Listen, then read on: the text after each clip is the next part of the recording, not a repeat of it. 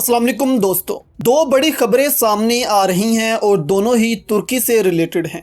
पहली तो ये कि भारत अब तुर्की से टेक्नोलॉजी ट्रांसफ़र की भीख मांग रहा है। ये खबर सामने आई है कि भारत तुर्की के साथ वॉरशिप्स बनाना चाहता है। दूसरा ये कि पाकिस्तान, ईरान और तुर्की के साथ जो ITI का मंसूबा शुरू किया गया है, इसके तहत पाकिस्तान तुर्की के लिए पहली ट्रेन कब चलाने जा रहा है। पहले बात करते हैं भारत और तुर्की की। हाल ही में हिंदुस्तान टाइम्स ने अपनी एक खबर में कहा है कि हिंदुस्तान शिपयार्ड लिमिटेड को इस साल के आखिर तक इंडियन नेवी की जानिब से एक कॉन्ट्रैक्ट मिलेगा, जिसके तहत 5 फ्लीट सप्लाई शिप्स तैयार करनी होंगी। इसके लिए भारत की इस कंपनी को किसी दूसरी कंपनी की ज़रूरत है जो इसमें महारत रखती हो, क्योंकि भारत अपना ज़्यादातर असला दूसरे ममालिक से लेता है। इसीलिए भारतीय कंपनियां अभी इस काबिल नहीं हैं कि ये शिप्स अकेले तैयार कर सकें। अब इसके लिए हिंदुस्तानी कंपनी ने ख्वाहिश जाहिर की है कि वो तकरीबन $2 अरब का ये कॉन्ट्रैक्ट तुर्की की कंपनी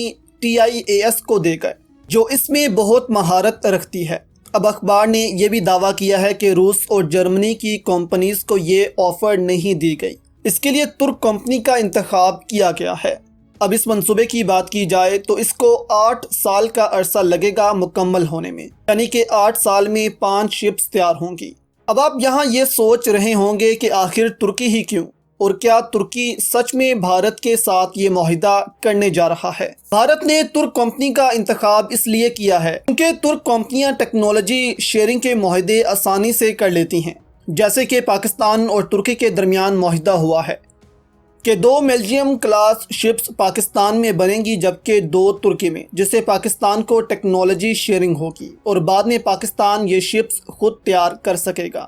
इसीलिए भारत अब सोच रहा है कि वह तुर्क कंपनी के साथ ही मुआहिदा करे, क्योंकि इससे टेक्नोलॉजी शेयरिंग के चांसेस बढ़ जाएंगे, क्योंकि रूस और जर्मनी जैसे ममालिक इतनी आसानी से अपनी टेक्नोलॉजी नहीं देते। इसीलिए अब भारत अपने दोस्त रूस को छोड़कर तुर्की की तरफ आ रहा है।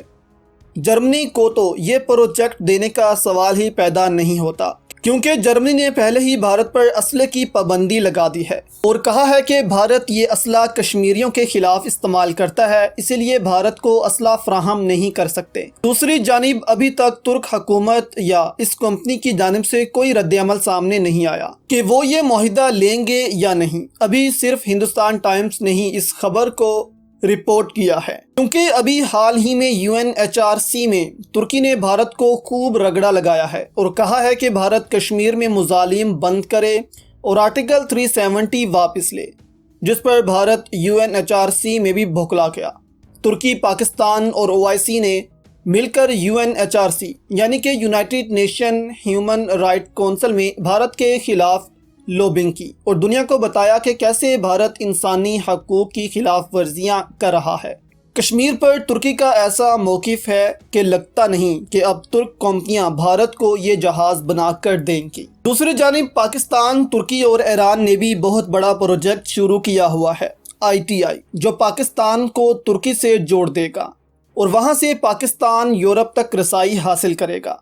अब पाकिस्तान 4 मार्च को पहली ट्रेन इस रूट पर रवाना करेगा, जिसके बाद तुर्की, पाकिस्तान और ईरान एक दूसरे के साथ आसान तजारत कर सकेंगे। इसके बाद पाकिस्तान यूरोप तक रसाई हासिल करेगा, ताकि पाकिस्तान एक आसान रास्ते से यूरोप को भी अपना सामान बेच सके। इसके अलावा पाकिस्तान, अफगानिस्तान और उज़्बेकिस्तान भी एक रेल प्रोजेक्ट पर काम कर रहे हैं, जिससे पाकिस्तान उज़्बेकिस्तान से और सेंट्रल एशिया से जुड़ जाएगा।